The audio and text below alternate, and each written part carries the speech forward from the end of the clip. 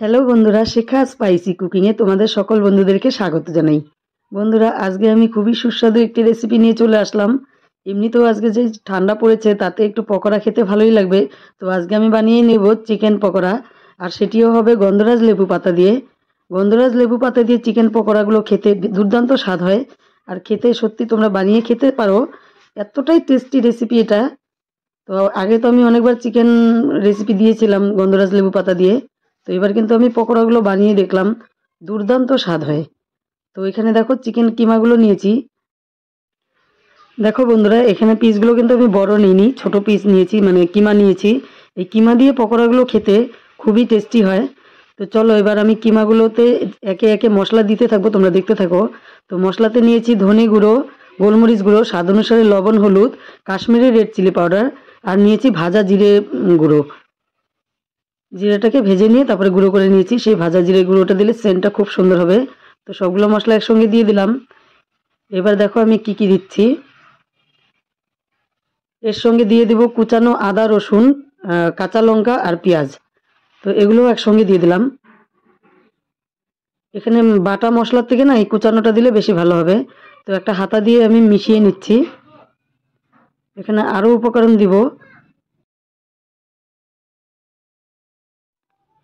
এই ঠান্ডার সময় চিকেন পকোড়ার সাথে চা বা ধনেপাতার চাটনি দিয়ে খেতে খুবই ভালো লাগে। তো তোমরা যে কোনো কিছুর সঙ্গে খেয়ে নিতে পারো, যে কোনো চাটনির সঙ্গে বা চায়ের সঙ্গে। দেখো বন্ধুরা, এরকম সাইজের আমি গন্ধরাজ লেবু পাতাগুলো নিয়েছি। তো ভালো করে ধুয়ে পরিষ্কার করে নিয়েছি। এটাকে এখন কুচিয়ে নিব। তো আমি এখানে 6-7খানা গন্ধরাজ লেবু পাতা দিব, যেহেতু চিকেন আছে হাফ কিলো, মানে 500 গ্রাম চিকেন আছে। তো এখানে আমি 6-7খানা পাতা কুচিয়ে নিয়ে দিয়ে দিলাম। এই লেবু পাতা দিয়ে যদি তোমরা চিকেনটাকে পকোড়া বানাও, তো একটু হালকা টক টক লাগে, খেতে খুবই টেস্টি হয়। তো দেখতে থাকো। এবার লেবু পাতাও দেওয়া হয়ে গেল। লেবু পাতাটাকে আমি ভালো করে মিশিয়ে নিচ্ছি। কেউ স্কিপ করে দেখো না, দেখতে থাকো আমি কি কি দিচ্ছি। তো এখানে দিয়ে দিচ্ছি চালের গুঁড়ো আর কর্নফ্লাওয়ার।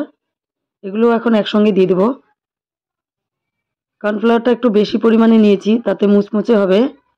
আর খুবই মুচমুচে হয়েছিল এই বড়া, মানে পকোড়াগুলো। বড়া বলো আর পকোড়া বলো একই। তো যতটা মুচমুচে হবে ততটাই খেতে ভালো লাগবে, তাই না? তো হাতা দিয়ে ভালো মাখা হচ্ছে না, আমি হাত দিয়ে মেখে নিচ্ছি। এবার এর সঙ্গে আমি সামান্য পরিমাণ জল দিয়ে দেব।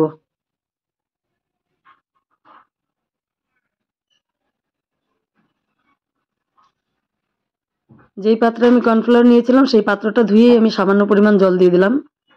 এবার ভালো করে মেখে নিয়ে আমি ফিরে আসছি।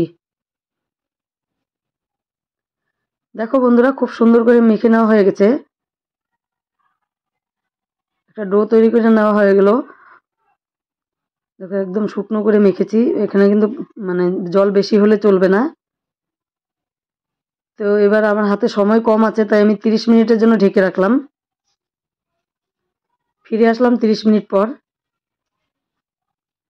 তো ওদিকে আমি উনুনে কড়াইয়ে তেল বসিয়ে দিয়েছি, সাদা তেল আমি গরম করে নিলাম।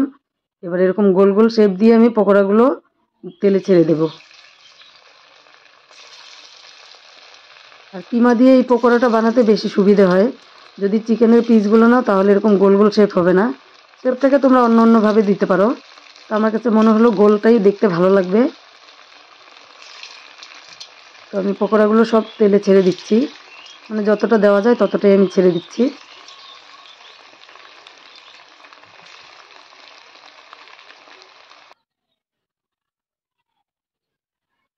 তো পকোড়াগুলো তেলে ছেড়ে দিয়ে গ্যাসের ফ্লেমটাকে মিডিয়াম টু লো রেখে এবার আমি সুন্দর করে ভেজে নিচ্ছি। একটু লাল লাল করে ভেজে নিতে হবে। বেশি হাই ফ্লেমে ভাজা যাবে না, তাহলে ভিতরে কাঁচা থাকবে। চিকেনটা সিদ্ধ হওয়ারও তো ব্যাপার আছে, তাই না বন্ধুরা? তো লাল লাল করে ভেজে নিয়ে দেখো আমি ফিরে আসলাম। এখানে চাইলে তোমরা আর একটু বেশি লালও করতে পারো। আর এই পাতা দিয়ে যে এতটা টেস্ট হবে, সত্যি আমি আজকে প্রথম করলাম, কিন্তু সবাই খেয়ে বলছে এতটাই টেস্টি হয়েছে, খুবই ভালো লাগলো। যেই খাবারটা খেয়ে সবাই ভালো বলবে সেটাই খাবার ভালো, তাই না? এবার একটা পাত্রে আমি তুলে নিচ্ছি।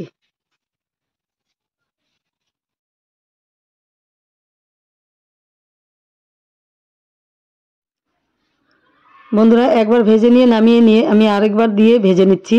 আর এই ভাজাটা পুরোপুরি দেখাবো না, তো আমি ভেজে নিয়ে ফিরে আসছি। তো দেখো বন্ধুরা পুরোপুরি ভাজা হয়ে গেছে, সবগুলো পকোড়া ভাজা হয়ে গেল আমাদের। তো বন্ধুরা এরকম রেসিপি দেখে তোমাদের কার কার ভালো লাগলো আর কে কে বানিয়ে খাবে অবশ্যই আমাকে কমেন্ট করে জানাবে। সত্যি তোমরা একবার অবশ্যই ট্রাই করে দেখবে, এই পকোড়ার যে টেস্ট কতটা তোমরা বানিয়ে খেলেই বুঝতে পারবে। তো এই ভিডিওটি যদি তোমরা পুরোপুরি দেখে থাকো তাদেরকে সবাইকে অসংখ্য ধন্যবাদ জানিয়ে দিচ্ছি। আর ভিডিওটি দেখে একটা লাইক অবশ্যই করে দিও বন্ধুরা।